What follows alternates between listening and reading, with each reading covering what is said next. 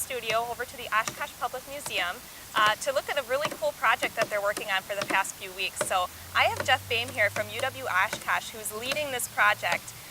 Jeff, thanks so much for taking a little break from the canoe here and talking to us. You're welcome. So first of all, what exactly is this class that you're dealing with? It's all part of a project. It's an anthropology class. We call this class Field Experience, and we use it for a variety of special projects like this, where students are away from campus, away from the normal classroom setting, where they are engaged in some activity, and especially an activity where they are going to be producing original data and documenting it. So all the students are also keeping their own journal.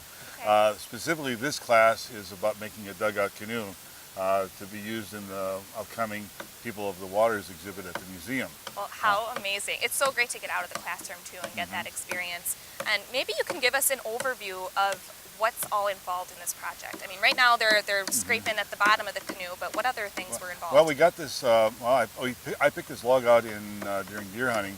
I was on a friend's property on the other side of New London, just west of Royalton. He's in the chemistry department, and we walked around and looked at a couple different logs or trees still standing that we could cut a good sized log out of.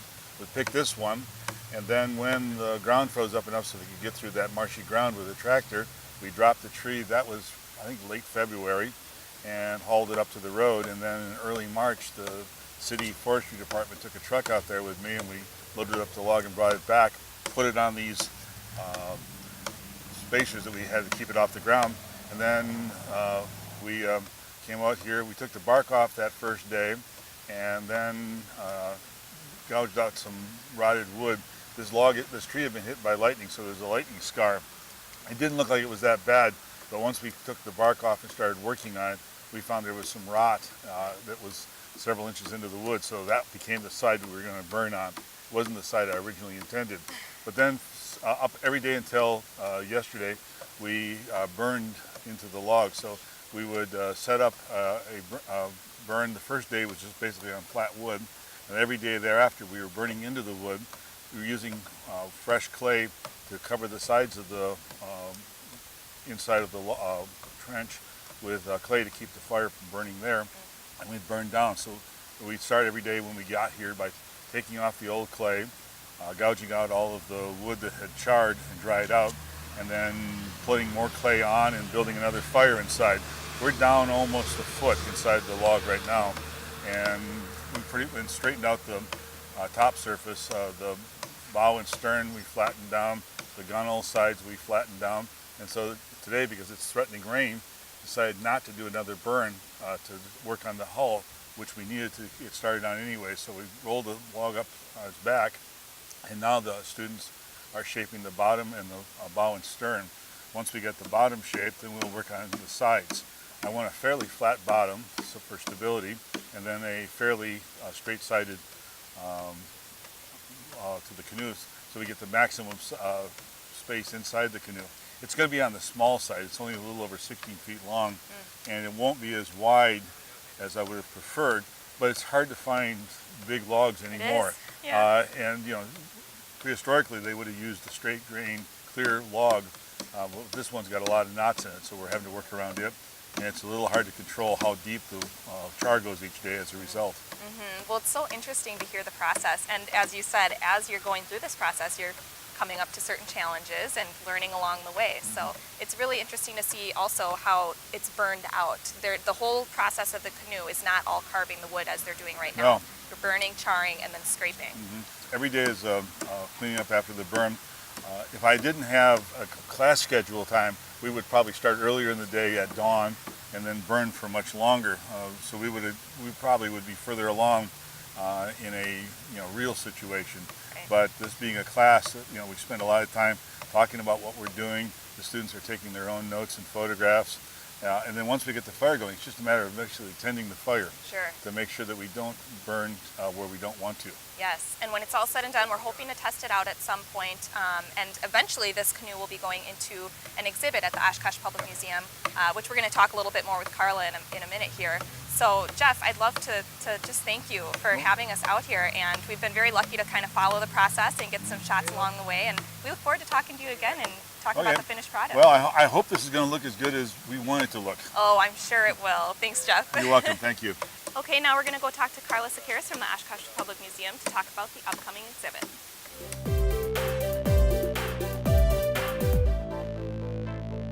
All right, so now I'm here with Carla Sakaris from the Oshkosh Public Museum. And Carla, you're going to tell us a little bit of background about where this canoe is going to be going. It's going to be going in a brand new exhibit in the museum. Tell us a little bit about it. Yeah, we're building a brand new exhibit, or will be anyway, this summer called People of the Waters. And the dugout canoe will be one of the featured artifacts in this new exhibit.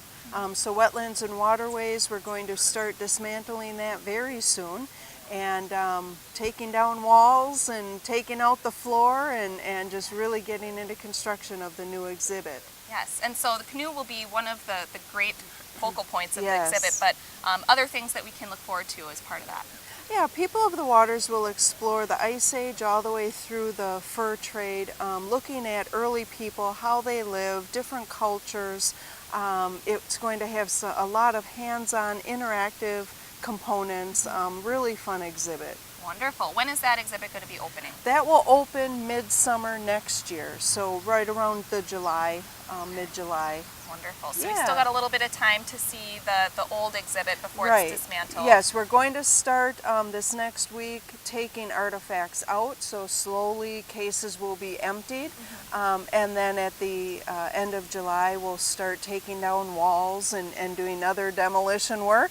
And then late summer into the fall is when they'll start construction of the new exhibit. And it's going to be a long process, always needing to keep a safe passageway to get to the elevator and the main part of the museum. Yes. But it's going to be really exciting when it's done. Yes, and you're still looking for support and some fundraising opportunities. We are. We have a lot of fun components, like I said, interactive components, and we don't want to cut back from any of that. So we're looking for to raise some more money. Just shy of $200,000 we need to make all of the pieces that we really envision for People of the Waters come to reality. Sure. So we're hoping, for some additional community support so that we can really make this a stellar exhibit. Yes, and every little bit counts. If we want to make a does. contribution, or if we want to learn more about the exhibit, or even other exhibits, there are going to be Yeah, other things yeah. happening at the museum while this is all going on, where can we go? You can either stop at the museum. We have some information here that people can pick up. They can leave a donation here. They can mail it to us, or we do take donations online at our website, oshkoshmuseum.org. Perfect. Well, we are so much looking forward to seeing this finished canoe in the exhibit, Yeah. and best of luck to you during this construction time. Thank you coming very up. much. All right.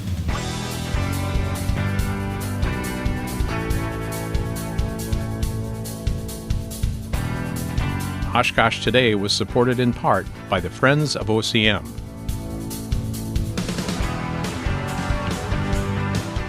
And Aurora Healthcare, 855 Northwest Haven Drive.